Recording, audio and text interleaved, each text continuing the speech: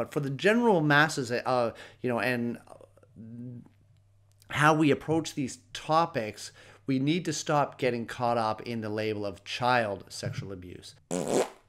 What we do? Please support our Dower projects at patreon.com. Remember to subscribe to my channel, and if you want to be notified when a new video is released, ring that bell. Ring, ding, ding, ding, ding, ding. Assalamu alaikum wa rahmatullahi wa barakatuh. May the peace, mercy, and blessings of Allah be upon you. Started with Muslim Confessions, heavy topic of child abuse, and we're going to try to continue this theme because unfortunately abuse in any form is extremely common all around the world. Often we don't realize we're abusing others. Often it's extremely deliberate, and it's just one of those things that we're going to be challenged with, and we have to continue to strive and figure ways as human beings and as society to get past these things. So yesterday we basically covered, as I said, we started with the most vulnerable, if you will, children. One of the things I want to say before I get into the summary of, well, no, you know what? Actually, I'll do the summary first, and then I'll get into to that point. But so basically, what we covered was that there's basically 5 categories, at least that we, in terms of labeling. So you have emotional abuse, exposure to family violence, physical abuse, sexual abuse, neglect. These are kind of the major categories, and then everything else kind of fits within these categories. Now, these are I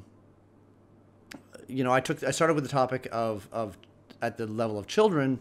Now, one of the things I find is very important that we have to be very careful of is that we have to avoid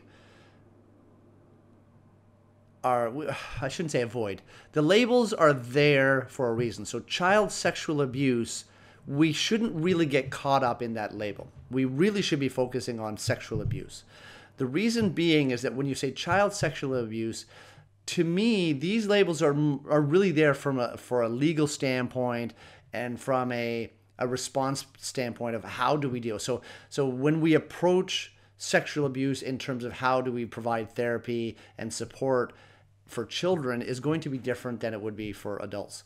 Obviously, and also you get into the gender issues where for women, they may need a particular approach to therapy in terms of something that they may have experienced in terms of forms of abuse versus men who have suffered certain types of abuse, right? So to me, this is why those labels are important. But for the general masses, and how we approach these topics, we need to stop getting caught up in the label of child sexual abuse and women sexual abuse and men sexual abuse and elderly sexual abuse.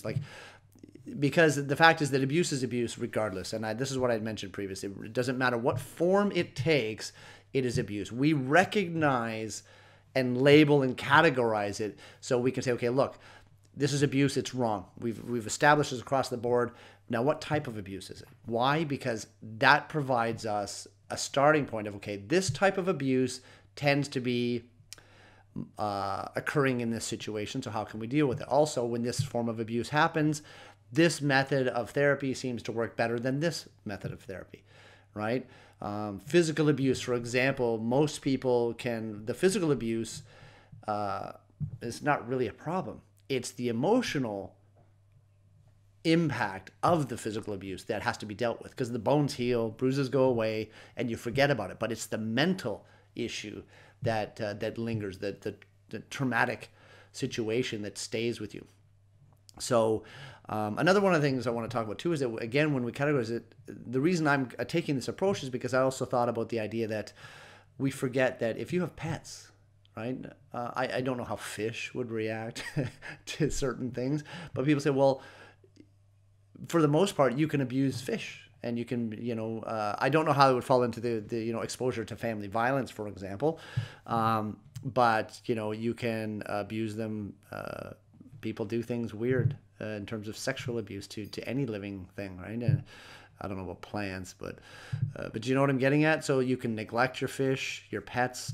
It's known by people, veterinarians and stuff like that, that dogs and cats and other pets, birds and things can become emotionally stressed and anxious if they're witnessing violence within a home, right? We don't think of it that way, but that's how far abuse has gone within our, as human beings. We are just disgusting that way, that, it can affect so many things. So I like I said, I'm just trying to go back and say, look, you can physically abuse your pets, you can exposing them to family violence. There are indications that animals react negatively to this type of situation, right? Obviously neglecting them and, not providing health care and feeding them and all of these kind of things, restraining them in proper ways. It's all forms of abuse.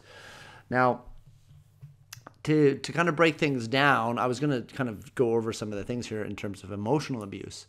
Now, each one of these categories can be very tricky because oftentimes physical abuse is pretty straightforward. If you're smashing people and punching them and hitting them and kicking them, it's pretty clear, unless it's in self-defense, it's pretty clear that you're doing this, right? But when it comes to things like a lot of emotional abuse, people don't realize that they're doing it. Neglect, often we don't realize. You may be neglecting something with someone within that you're responsible for as a parent or as a spouse, and you don't realize you're doing it. I'd like to think, I'm not naive about it, but I would like to give the benefit of the doubt. As a Muslim, we're supposed to give the benefit of the doubt. And I'd like to think that the vast majority of people on the planet are abusive accidentally. They don't intend to be abusive. It's just they're struggling, they have challenges, and unfortunately, they deal with things the wrong way and they become abusive. It's not an excuse. It's still a crime in most cases. But the fact is that this, to me, is a result of us not paying attention to our behavior. So emotional abuse and neglect, I find, are two very, very challenging ones when I've been doing the research and going over things, because you react in a certain way. Most people don't even know the difference between what's emotional abuse and what's not emotional abuse, or what's neglect and what's not neglect, right? So in the case of emotional abuse, for example, people will say, you get into a fight and an argument, and as a man, just because of my nature, I'm extroverted, my tone of voice changes and I start to get loud. And I start to get what outwardly appears very aggressive, but I'm not. I'm actually quite controlled a lot of the times. But from the external standpoint, it looks like there's little factors like when you lean into somebody and you start to get angry and your face gets a little bit flushed and you lean into somebody. It's an indication, right, that people that understand body language will kind of like, okay, so things are getting serious. But it doesn't always mean that you're being abusive. Excuse me. So if your tone of voice changes, even to the point if you're yelling, if you get to angry and you have to yell, say, your children are just, they've been driving you nuts for hours and days and weeks and years, and you finally snap and you just shut up, right? And you yell at your children. This is not abuse. Okay. So we have to be very clear about this, and we have to not make that mistake. That yes, it's better to be controlled and do everything you can to not get to that point, because unfortunately the next step from that generally is something abusive. So it's all about kind of putting checks and balances in place before you get there. So as I said, so that yelling, getting angry, getting emotional is normal. It's totally normal. It's what we do with our emotions that lead us to something positive or something negative. And abuse obviously is very negative. And unfortunately, that's just where most people tend to go. Just because it takes a lot of effort to be on the good side and make the best decision and be controlled. And by that, I mean, you have to constantly make an effort. And if you do it regularly and consistently, what ends up happening is it becomes natural. So then it becomes easy.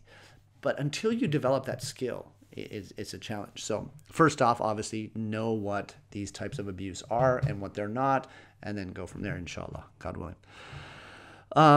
So screaming at somebody hysterically is given as an example. So I'm using a reference from different sites and so on, psychology sites and just to get us to the proper understanding, not what you think abuse is, because that's where a lot of the problem comes in. Because I'm pretty sure that with all the claims of sexual abuse that are going on out there, a lot of them are probably not sexual abuse.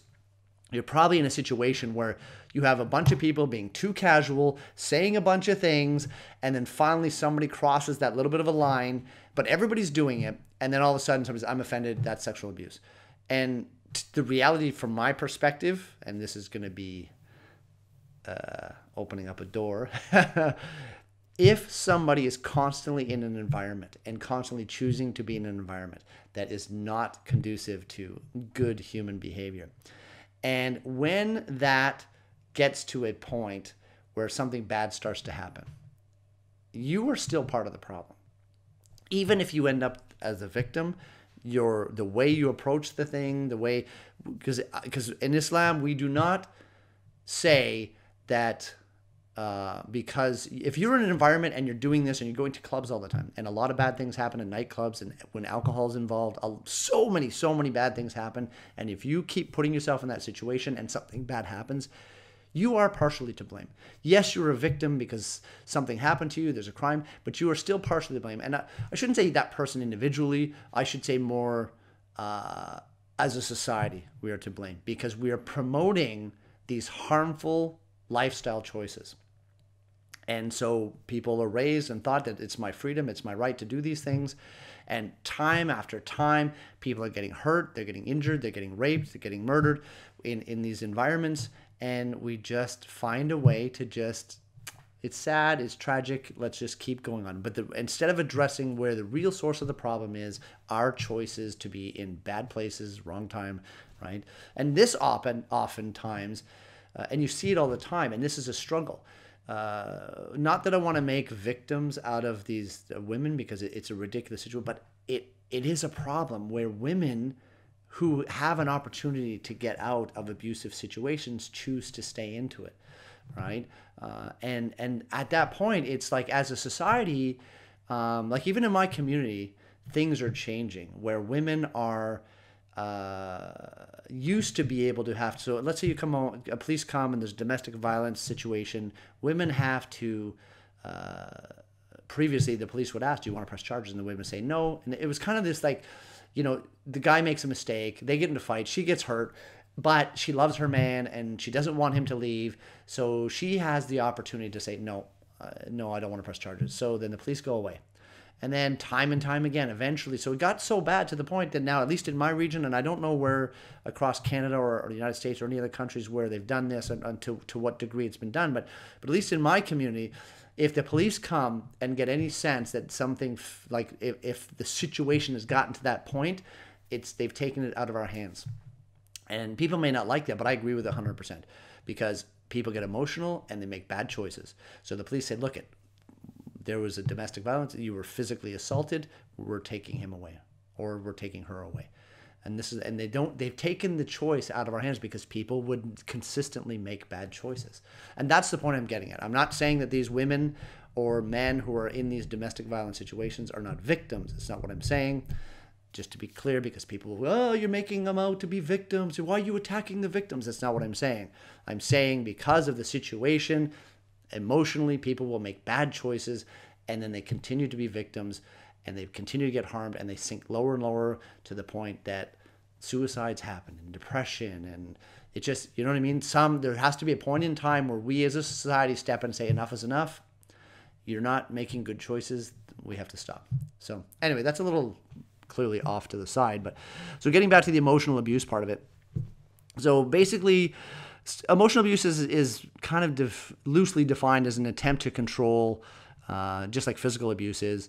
It's all about control, right? So there's manipulation. Emotional abuse usually takes those types of forms where there's manipulation. It's the choice of words that are used, and it's not always abuse too. We have to be very careful. Somebody might slip up and say something on occasion, and it may be an abusive thing, but it's not. It doesn't necessarily mean it's an abusive relationship, because again, people get emotional and say the wrong things and make bad choices. But when it's repeated, right, and it becomes a pattern, then it's clearly, like, it's very, just because somebody makes a mistake and gets angry and says something to you one time and then they don't do it again for 5 years, you're not in an abusive relationship, right? But if every time you argue and every time you fight, your spouse or your partner, maybe family members will deliberately say something to you in a way like to attack your self-esteem and to make you and belittle you, then you're probably in a situation of emotional abuse. Okay. So as we said, emotional abuse is more it's more focused on the mental aspect, because it's clearly not physical, right? So there's another category for that. But usually, and this is interesting too, is usually people that are emotionally abusers don't really realize they're doing it, right? They're just, sometimes it's a defense mechanism. They feel that they're cornered and they want to lash out, so they do this. But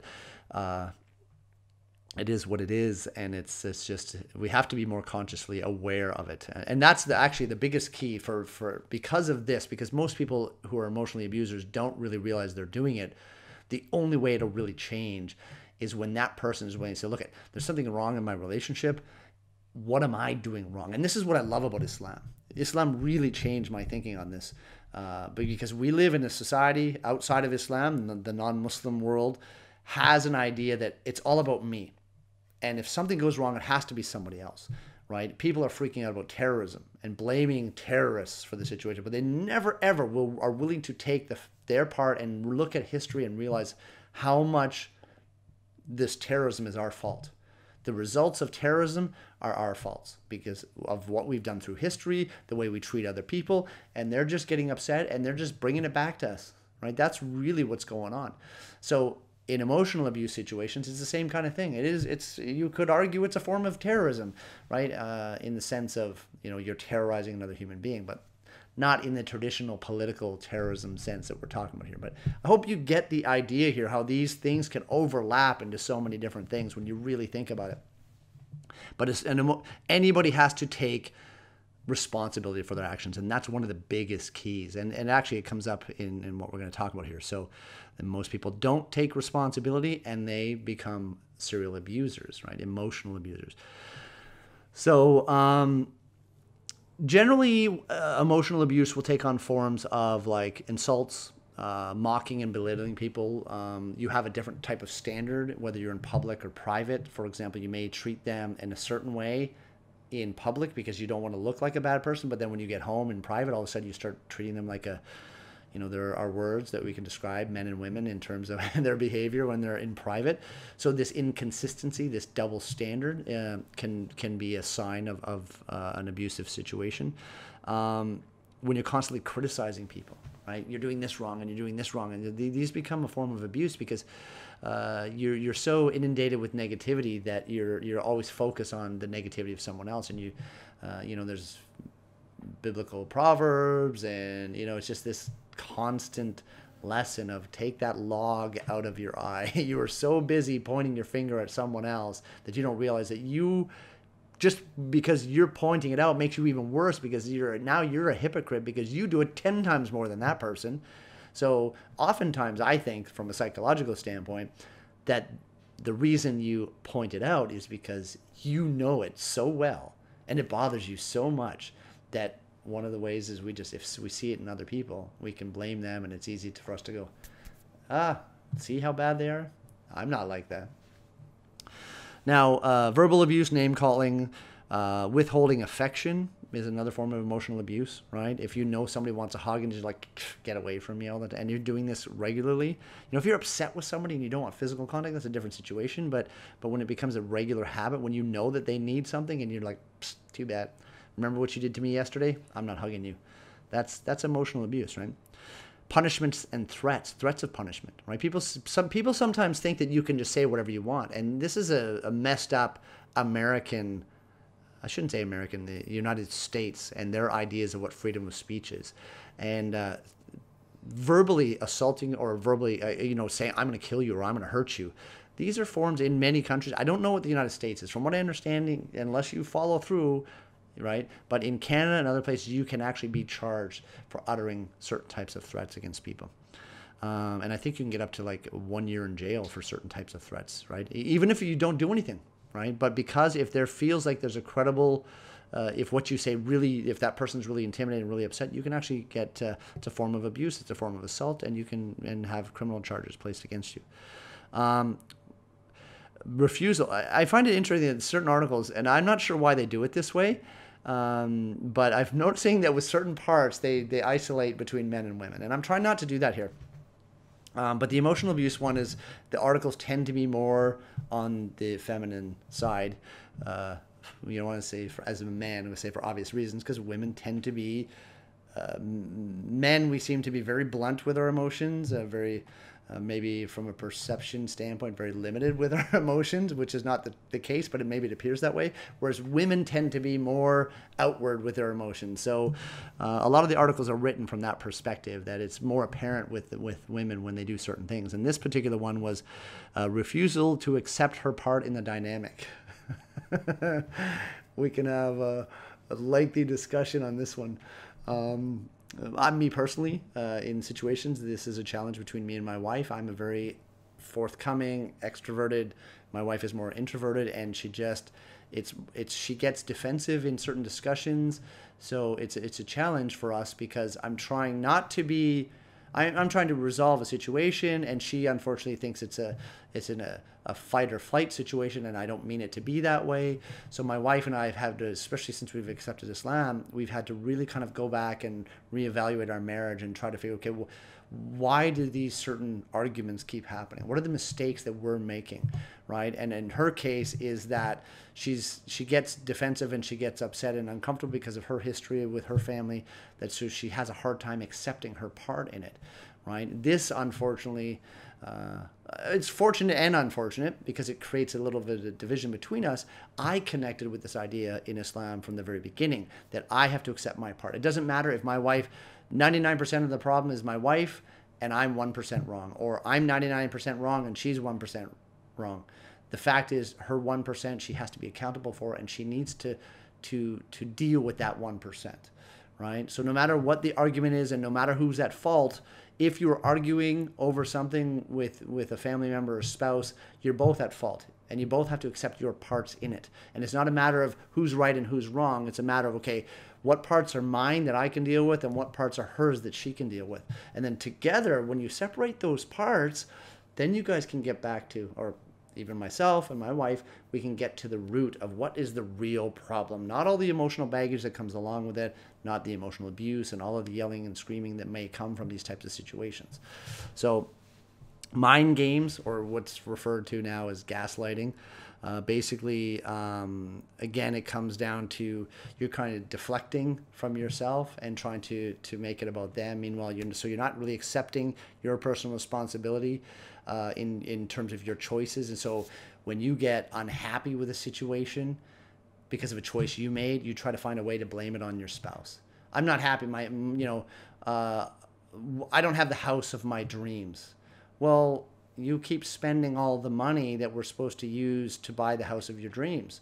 So how can we buy the house of your dreams? Oh, you should get a better job, right? Like this is just a off the top kind of example, but you get the idea that you will do something in a relationship and you're not happy for certain situations, and you're not accepting your part and realize, well, wait a second, the reason I'm in this situation in the first place because I'm the one that chose to do this. It didn't work out. So why am I blaming that person, right? So this is a challenge that I have to face.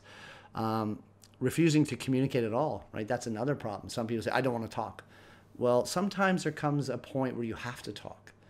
You have to do it. I took a course on, I think it was edX or another one of these online massive MOOCs, they call them, massive online open course. And it was, the topic was, what was the exact topic? It was about conflict resolution, right? And it was for the workplace mainly, but I found there was a lot of beneficial things that I took from that and I'm using in terms of conflicts between my wife and I, because the principles and the essence carry across all situations. When there's a conflict, you have to set rules. Okay, look at, this is what the conflict is. This is what the situation is. How do you think we should deal with it, right? And you set rules that, okay, if you start to get angry and upset, and the Prophet ﷺ taught us this, if you start to get heated, that frustration and anger comes in, you have to change your position, sit down, right?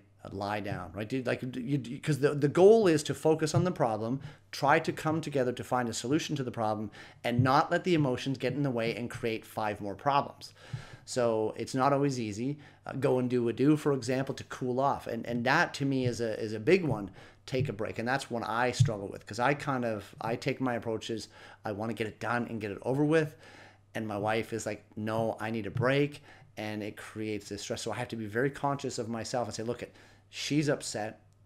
She needs a break. I need to stop myself and I need to take a break. So this is something I really like. It's her fault, right? That's the reaction. But then I'm wrong. And that is not my intention. My intention is to resolve this conflict with my wife. So I have to say, look, she needs a break. As much as I don't want to have a break, she needs a break. I have to recognize that. And then when we come back and we talk, things are way better. I'm going to get my wife to listen to this afterwards and we'll see how it goes. So if I don't do a video in the next few days, you know why.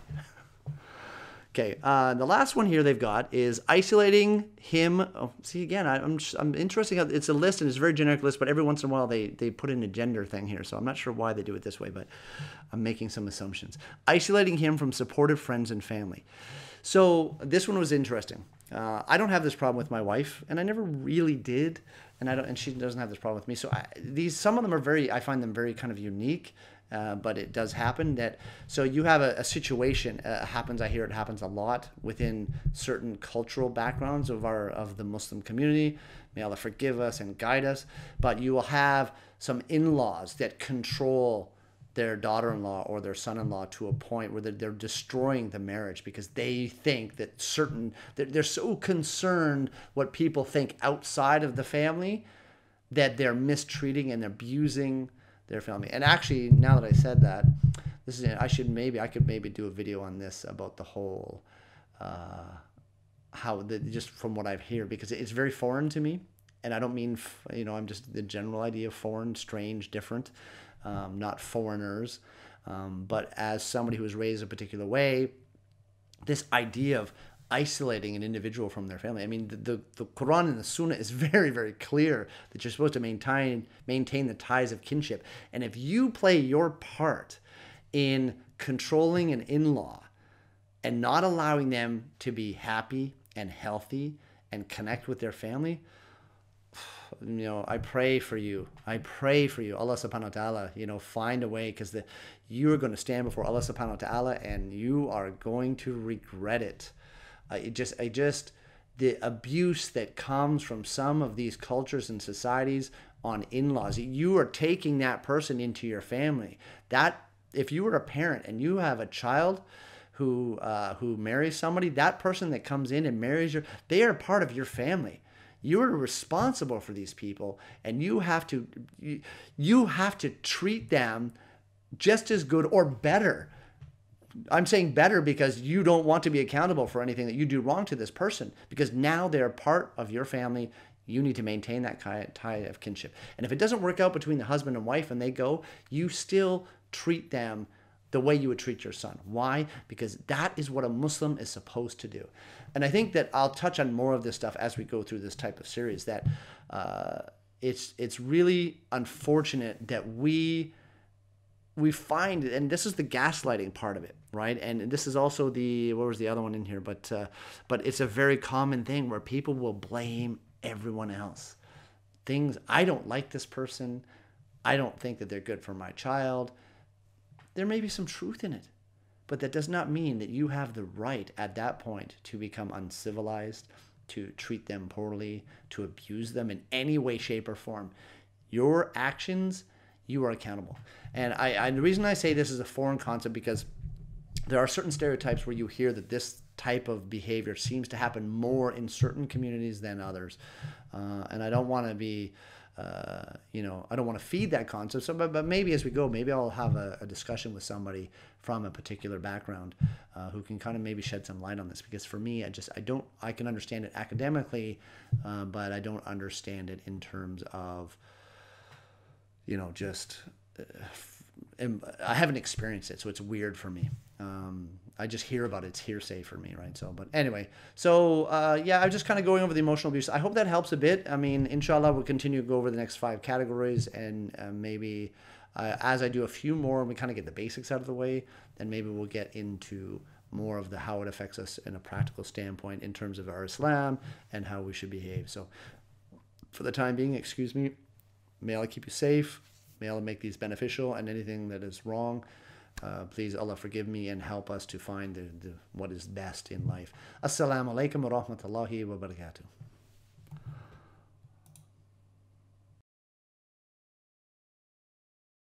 Please support our Dawah projects at patreon.com. Remember to subscribe to my channel, and if you want to be notified when a new video is released, ring that bell. Ring ding ding ding ding ding ding. What we do?